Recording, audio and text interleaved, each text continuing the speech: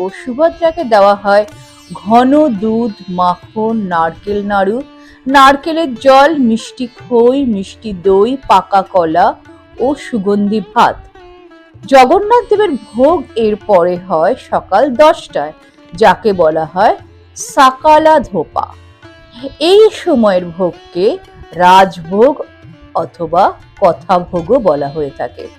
সকালের এই ভোগে থাকে 20 রকমের পদ।